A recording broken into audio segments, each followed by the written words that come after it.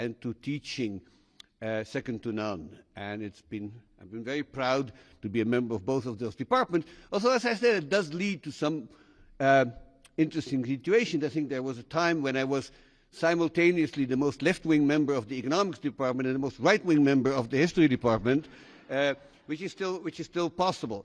So having been here for, as I said, over 50 years, of course, both departments changed over time. Many colleagues left and passed on, and new colleagues joined. But I think the commitment to scholarship and to true intellectual activity has remained constant over time, and if anything, has improved.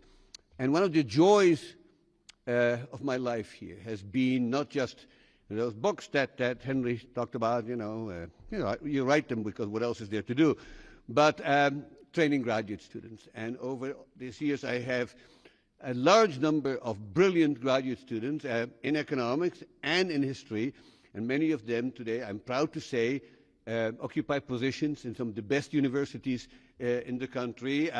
Some of them have their own students, and these students have their students. So I have actually intellectual great-grandchildren, which is kind of a bit of an awesome feeling. And some of my students, former students, actually are retiring. So the news for you, Adrian, is no way I'm going to go retire. Okay, so no, don't worry. Even if my students are retiring, not me. All right, so I'm not going to talk a lot about economic history here because, it will get boring and technical, but I do want to make one or 2 points that I think are worth thinking about. In 1994, the Nobel Committee awarded for the first time a Nobel Prize to two economic historians, Robert Vogel and Douglas North. I still remember very well the morning when the news came. I had a graduate student at Washington University where Doug taught, and he called me and said, "Joel, did you hear that Vogel and North won the Nobel Prize?" And I had tears in my eyes of excitement, because this was us. This was us, the tribe of economic historians, being recognized by the economics profession in a way that we didn't really feel possible. Since then, more economic historians have received the Nobel Prize, although somehow the Nobel Committee managed to dress it up as if it was for something else. So Claudia Golden at Harvard got it for her work on gender economics. But of course, Claudia is a 100% economic historian. She and I came on the scene almost at the same time. So slightly younger are the people who got it last year, Daron Acemoglu and Jim Robinson, both of whom got it for work they did in economic history. Also, if you knew Daron Acemoglu, you realize he's active in another 12 fields in economics. But that's what they got the prize for. So I want to cite two things that I learned from those Nobel Prize winners and explore its meaning just for a second. Bob Vogel said to me once, Joel, economics must deal with economic history. He says, for economics to work without economic history is like an evolutionary biologist without paleontology. And if you don't have paleontology, you just miss 99.5% of all the species that ever walked this earth. And so I teach economic history in some sense, keeping that in mind, that we can observe in the past economic systems, economic societies, economic interactions that we don't have anymore. Some of them just as well, formal slave markets, feudalism, a whole bunch of other sort of things that have disappeared from this earth, and we're not sorry about to leave. But if we don't study those, okay, we're really missing a great deal of what economics can teach us. And so that's what I spend my life doing. Doug, who was a very close personal friend, once said to me, and went along, Doug was Mr. Institutions. He talked about, whatever it was that he was thinking about, institutions always somehow came up. And he said to me once, and I'll keep citing that line because it's really meaningful. He said, Joel, there's a good reason why we economic historians speak of technological progress, but institutional change. And he said, the reason is very simple. Technology really, by and large, advances and has an upward trend in large parts because it's cumulative, right? So we know what the people before us knew, but they don't know what we know. So we always know more, and so our technology is getting better. One could argue with that on the fringes, but as a first approximation, it's not bad. But institutions, he says, there's no such trend. There is no way that we can show that they get better over time. They do go up, they do go down. I mean, there's periods in which institutions all over the world were getting remarkably worse, particularly the interwar period in the 20th century, say, and they get better in the years after 1945, and then again after maybe 1989, 90, but it has subsequently, they will come down again, and it seems that there's some evidence to show that that's what's happening today. That's, I think, an extremely important lesson from economic history, because as technology gives us more power over nature and more ways, to achieve our goals and to harness the forces of nature to our goals, if the institutions are bad, and by institutions North meant, and I think most of us mean, essentially the rules of the game in economics and in politics. And if institutions get worse while technology gets better, the outcome can be quite devastating to the people. And so that's sort of, once you think about it, it's kind of obvious, right? So, you make a hammer, you build a technological tool. It can be used to build a home, and it can be used to bash, Abel and Cain's heads in. That's, I think, something that's true across the board for technological change throughout the ages. Gunpowder can be used to fight wars, and it can be used to build tunnels. And I think the same is true for the things that are on the horizon today, including artificial intelligence, genetic engineering, and so on and so forth. So I'm an optimist, and I've always been an optimist, as my colleague Bob Gordon, who's been here since I've been, and we've had many interesting conversations about this. So, but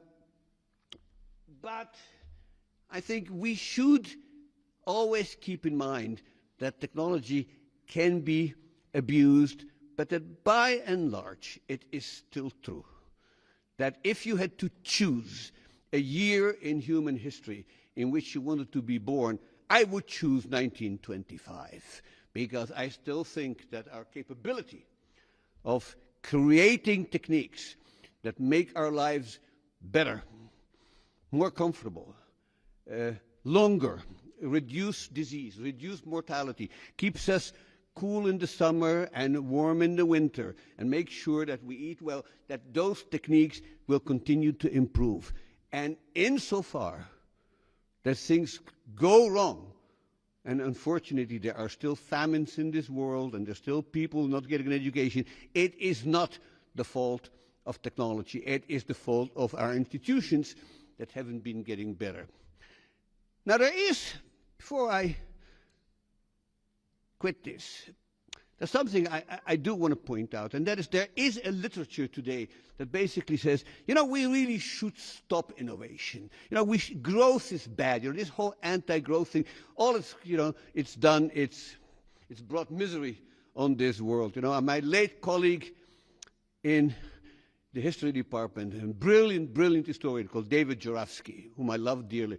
But David once yelled at me and says, what is all this talk about technological progress? It's not getting better, Life in cities was terrible, people were, the cities were dirty and smoky, And, my point is, David, and I said this to him, David, you want one number to show you how things are getting better. Look at infant mortality statistics and see how much better our life is than it was 100 years ago, 200 years ago. Now, that said, the human race faces two of the greatest challenges that it has ever faced. And these things have no real precedent. So history is not a very good guide here. But it's something that we have to face and we have to think about with the tools that history provides us, even if history itself doesn't give you an answer. And those are climate change and the demographic change. And they're very different in their nature and they're very different in the solutions. But given that the only way in which we can cope with these crises is inventing ourselves out of it, I strongly urge the world to keep putting efforts and money and resources and incentives to the people who are trying to invent us out of these two crises. And I think if we achieve that, I think technology will have fulfilled its role. Now, this is not an uncontroversial point, but I think there seems to be almost no other way of dealing with it.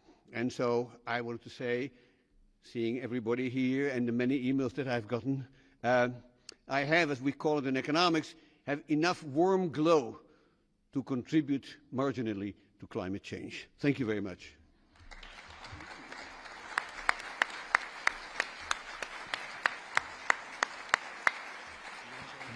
I'm just going to, yeah.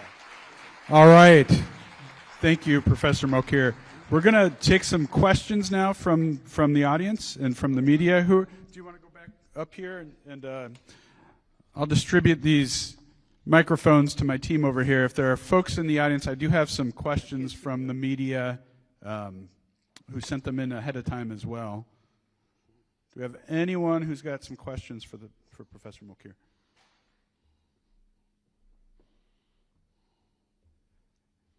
Nobody?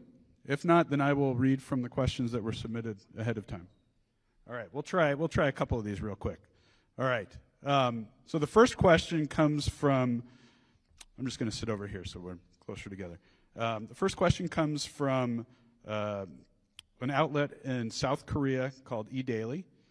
And the question is, South Korea has experienced rapid technological advancement and industrial growth, yet faces slowing productivity and structural rigidity. From your research on historical roots of innovation and sustained growth, what lessons do you think countries like Korea can take to ensure that innovation continues to translate into long-term prosperity? Yeah, I must say, I find it slightly ironic that this question comes to me from South Korea, because in my lecture about institutions, I always contrast, as it's almost inevitable, South Korea with North Korea to exemplify the fact that if you have reasonably good institutions, you do a heck of a lot better than if you have lousy institutions, as they do in Pyongyang. I mean, that seems kind of obvious, and I think Acemoglu and Robinson made this point, and everybody makes this point. And so to worry about the South Korean problems, given that it is a wealthy, peaceful country that has miraculously pulled itself up from very low income per capita in the 1950s to one of the wealthier nations in the world today, strikes me as sort of I mean, if you worry about South Korea, what do you think about North Korea? What do you think about, other countries, Myanmar, countries like that? Those are the countries I worry about.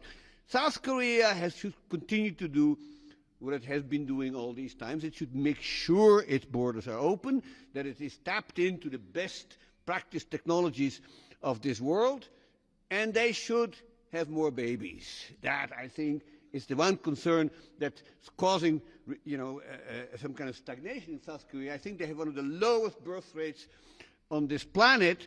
I mean, maybe this is a choice that they made. And I think there's another question here about fertility. We can come back to that.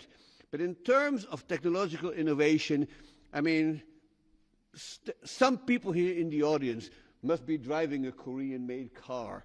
And I don't think that they would feel very much inclined to think of these Korean-made cars as an example of bad technology. If you want an example of bad technology, look at the cars that were made in the Eastern Europe before it collapsed. And, if you ever wanted to see a really bad car, you should try a Trabant, which is now a museum piece. Now, South Korea doesn't make Trabants. They make cars that run and run and run. So to say that I'm really, in all due respect, I'm really worried about their economic future. Many other countries on this planet would like to trade places with them.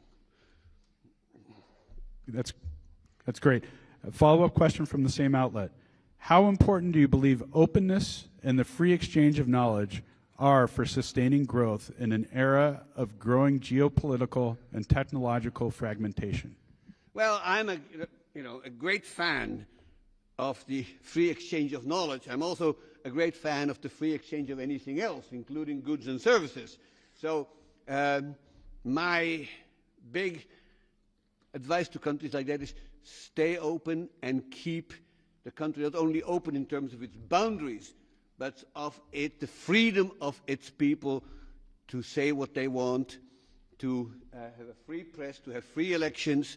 South Korea has had a reasonably successful democracy. I mean, nobody has a perfect democracy. We should know that by now. But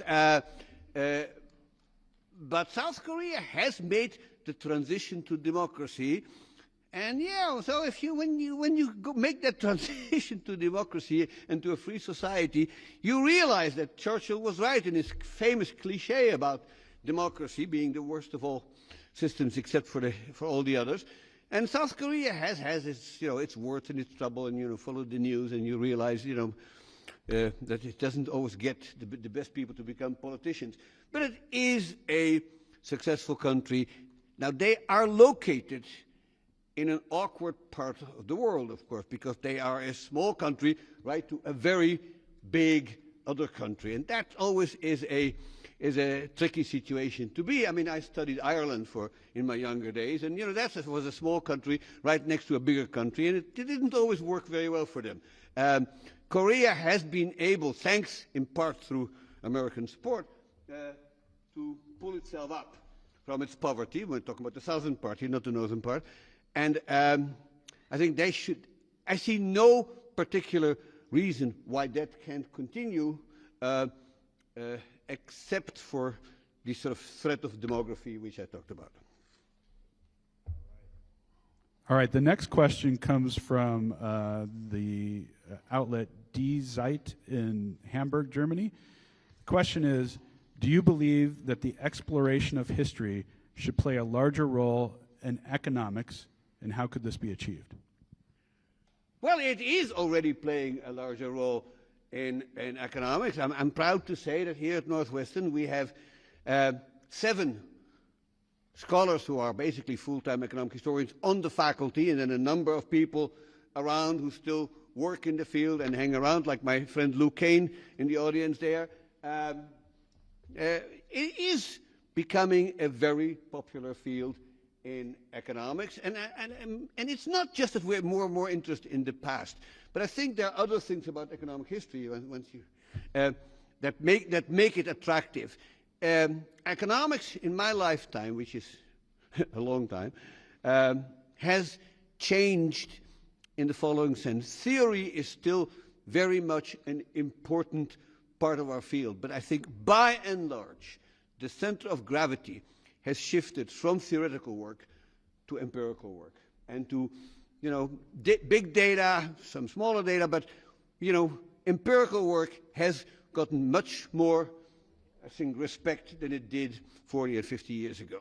Now, economic history, of course, is by its very nature an empirical field, but it also has been, I think, exceptionally been able to take advantage of new data collection and data generation techniques that are coming online and are getting better every year. And so the fact that both graduate students and young faculty are flowing to economic history is, I think, a sign of the times, not only in that people are interested in the past, which I sincerely hope they do, but also because the options of generating and collecting data that weren't available before are coming online. And nobody has done more to create that than my colleague Joe Ferry, who's sitting in the back. And Joe essentially was one of the first pioneers in using very large samples of data taken from the full count American censuses in order to study American mobility and many other aspects that require large data sets. So I think economic history has a bright future, and I am imploring all major economics departments that do not have a full-time economic historian in their ranks. I won't name them by name, but Princeton and Penn are among them, to hire a young economic historian, which we are producing every year, and we have 3 of them on the market this year, and I will do all I can to persuade these universities to hire my students. Excellent. All right, the next question comes from the Associated Press. You have often spoken positively about technological innovation. How are you feeling about AI, which, as you know, has sparked concerns about everything from the elimination of jobs to darker scenarios like whether it could develop deadly viruses? Well, my day wouldn't be complete if I didn't have a question about AI. I think wherever I go, people ask me questions about AI. It's a tool.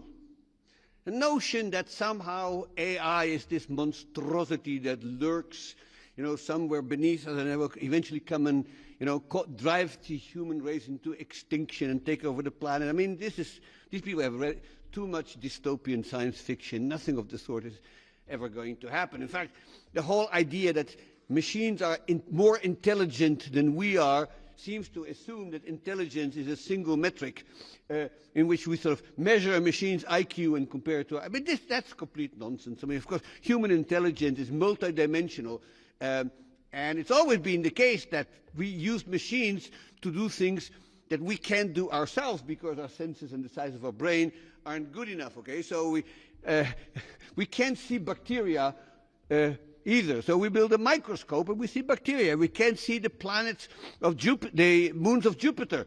So we build a telescope and we see them. We can't do zillions of calculations in a second, so we have high-powered computers. That doesn't make the computer more intelligent. It just means that in a particular dimension, they can do things that we can't. AI is an information aggregator. Okay? It knows what we fed it, and it has access. At very high speed, it can process it in ways that we tell it to do. But the notion that they have human intelligence that includes initiative and intuition and ambition and things like that seems to be really fanciful. And that's not, I think, what's on the near horizon. I mean, who knows what's going to happen 50 years from now. But at the moment, I see AI primarily as a magnificent research assistant. And we've had previous research. My PC is a wonderful research assistant. For many people doing research, we have other new tools that have come online, much more powerful microscopes, lasers, all kinds of things that we use to do research. And one lesson that you could take away from the scientific revolution of the 17th century is that science advances when the tools that are at the disposal of researchers are getting better. And that's basically Galileo and his telescope and Hooke and his microscope coming up with new insight because they had better tools. AI is another powerful tool, and everybody in this room, unless I'm terribly mistaken, is using it in some way, and I'm as guilty as the next guy. It's not thinking for me. It's just, giving access to information much faster than I need it. Sometimes the wrong information, but you got to be careful. But I don't see AI as a threat to humanity. Now, what will its effect be on the labor market? And there's 200 years of history in which people have been predicting that machines would kick us all out of a job and turn us into this sort of reserve army of the unemployed, as Marx famously called it. And so a decade ago, wrote an article for the Journal of Economic Literature with 2 former students, pointing out that, so this prediction was made over and over and over again. There's actually very few instances of long-term technological unemployment in which people are being thrown out of work and that they're just sitting there, dazed on the streets without ever having a job. It is true, of course, that as technology advances, some occupations and some tasks become mechanized, and usually these people find other jobs. Now, there's friction there, and for some people this may be difficult. But I'll give you one example of my own experience here at Northwestern that will illustrate this. When I came here in 1974, I was assigned a secretary. And what the secretary did was basically type. So I would give her a manuscript, and she would type it up, and then I would fix it, and she would put, these white out and these sort of white tapes in which she corrected it. And then we would go through 4 or 5 iterations of like that. And by the time we were done, it was a total mess, but it was typed, and you could send it to a journal. And then one day, word processing came around. And, we were told, the secretaries will do no more typing. You could do your own typing. And so, fine. So what happened to the secretaries? And it turns out the secretaries, instead of becoming typists, became organizers. They run things. They talk to students. And I'll tell you, a world in which the professors type and the secretaries talk to students is better for the professors, for the secretaries, and for the students. And so, in a way, we have about as many secretaries in economics now as we had at the time. But I would never even imagine to ask one of them to do any of my typing. Instead, they run things for us. They organize things for us. My sense is that probably much more interesting and challenging for them. I think that kind of phenomenon is true across the labor force. The machines don't replace us. They move us to more interesting, more challenging work. And as AI moves us up to take these jobs over, people will move to even higher jobs. So it's worth pointing out, perhaps, and this is an argument made in great detail by last year's Nobel Prize winner, Daron Acemoglu. He said, technological change not only replaces people, it creates new tasks. And I told him, we were talking about this paper, I said, my grandmother, in 1910 was to be told that her great-grandchildren would be video game programmers and cybersecurity experts. She wouldn't have the foggiest idea what we're talking about. What kind of jobs are these? And I think just as that was the case, I think it's true today. We cannot imagine the new tasks and jobs that will be necessary to fill for people in the future. But to make the final point, as I see it, the main concern about the labor market is not technological unemployment, it's labor scarcity. That fewer and fewer people entering the labor force, more and more people are retiring, and there's this age hollowing out, in the sense that the people supposed to pay their taxes and their Social Security are disappearing. And the people who receive Social Security, such as myself, their numbers are multiplying. So for that, you need some kind of mechanism that will do the work. And if demography won't do it, then technology will have to do it. So my sense is that insight from history is quite, I think, important. Now, I can't rule out some dystopian outcome, like in this famous Kurt Vonnegut novel that I read in graduate school called Player Piano.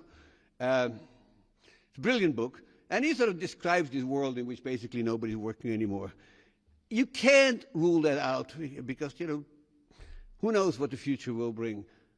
But John Maynard Keynes, the great economist, once described a world called, it's a little essay called Economic Prospects for Our Grandchildren, in which he talked about a 15-hour work week.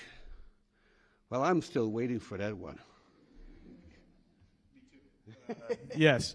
So we probably have time for one more. if there's anyone in the crowd, I do have another one on my phone, which I left over on the other seat. So I'm going to get that. Well, offer one more opportunity for anyone who's here. Okay, we do have one. All right. And if you could speak up as you ask, it's a little harder to hear up here. All right, Deborah? Sure. Hi, Joel. Congratulations. I'm very curious about what your solution to the demographic crisis is, because I know that yours is different from Elon Musk's. Here, Joel.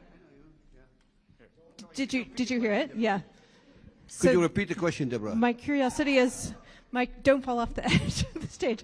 My curiosity is, what is your solution for the demographic crisis? And I was joking that your solution is surely different from Elon Musk's.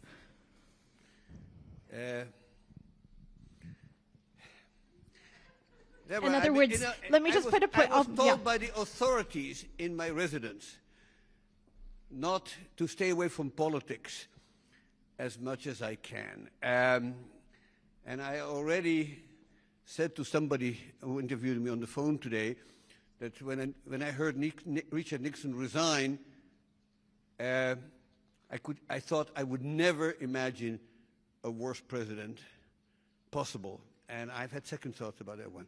But that's as far as I'll say about politics. But look, I mean, there is, I think, a concern, which is not new either, because we've seen the same thing, you know, in the Gilded Age, that, you know, extraordinarily rich people will have undue influence on the political process. And that is the nature of a democratic capitalist country. No. I'm asking about the demographic crisis, and how you conceive of the solution to the demographic crisis. Well, the solution to the demographics, that's a really tough one, because this is not a matter of policy. It's a matter of individual decision makers who have decided to have smaller families and who are capable of controlling their fertility. It is not an American phenomenon, it's a worldwide phenomenon. And so I know there is a movement called natalism, which is trying to encourage people to have more babies. And I'm not actually persuaded, as an economist, that that actually will make us better off. If it is, assuming that the decisions are being made by people with good control over their fertility, I can't see why I, as a policymaker, or anybody else, should think of a society in which, you know, the average family size is one child rather than 3 or 4, why that would be a worse society. Remember, you know, the world has grown enormously demographically since 1945. You know, in 1950, we had about half the population we have now. Wasn't all that terrible. In fact, everybody was really scared about some kind of Malthusian explosion of population. So if we're going to go from 8 billion to 6 billion, you know, will the planet really get worse? I mean, it's hard to think so. I don't think we'll ever get to a stage in which demographic behavior will lead us to extinction. But I do, so this is a debate I'm having with some fairly learned colleagues who are worried about that. I know of no theory in economics that says what is the optimal population of the world, or even the optimal population of any specific country. What I do think is that the distribution of population over the world today may not be optimal, and that the fact that, you know, you should really allow people across the world to move if they want to move. The notion that somehow the United States is full or Canada is full is risible, right? I mean, countries aren't full. I lived in Israel for years. You know, it's very crowded. You know, people manage. You know, there's bigger traffic jams, but then so what? I was born in the Netherlands, even more crowded. Okay, and then you can go and, you know, and live in a country which is, you know, very large and underpopulated. So, I mean, does that make a country good or bad. I mean, Canada, relative to its surface, is a very small population. Doesn't seem to have affected quality of life in Canada. So I don't actually think that the demographic problem is an existential one.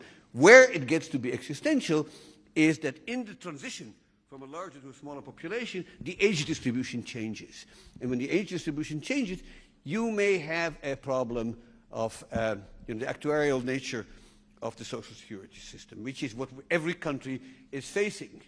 And I just heard today on the radio that Macron's biggest achievement was to raise the age of retirement in France, which they are now trying to undo.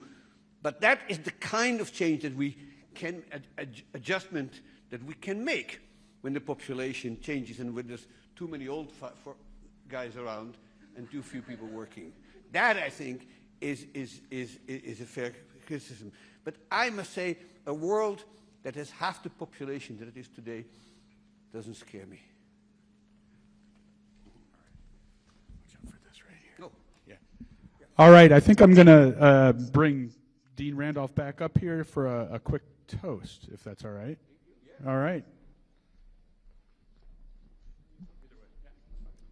Could I invite Jeff Ely, Chair of the Department of Economics, and Kevin Boyle, Chair of the Department of History, and Margalit, I don't know where she is, up to the stage. And we will have a toast.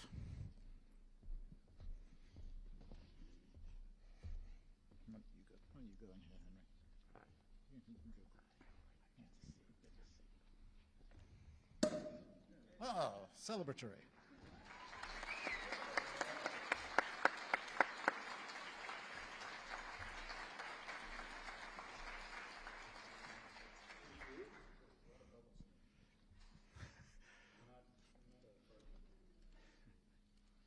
Come on in. Yeah. And then why don't you come in here? Maybe I'll get, I think you'll have to cluster. So maybe I'll start speaking.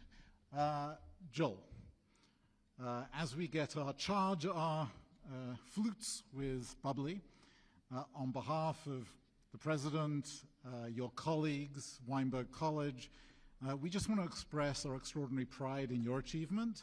I hope that in the coming days that you revel in reflecting on your career and thinking back to all the people who have made this possible. And I understand, I think you'd be the first to acknowledge, as you did, it's the students, the colleagues at other institutions that sustain the type of work you've produced throughout your career and is being recognized today.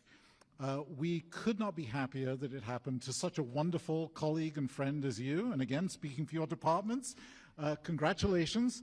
And we have a tradition in Weinberg College, which I hope you will indulge me with, where we raise our glasses and have 3 cheers. So hip hip, hooray.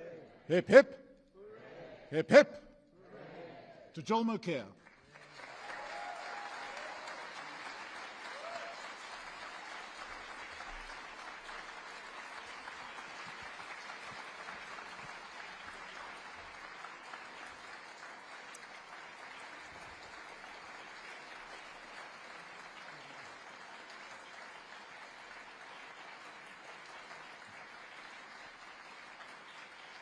So thank you all for coming. With that, that is the end of the formal ceremony. Thank you very much.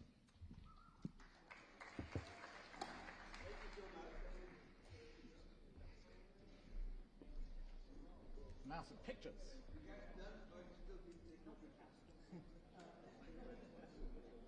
I want some pictures. Sure, bring anyone up. Yeah. Oh, do you want? Yeah, absolutely. For the folks from Northwestern that want to come up and share in some of the bubbly, we have lots of bubbly, so feel free to come on up and join us.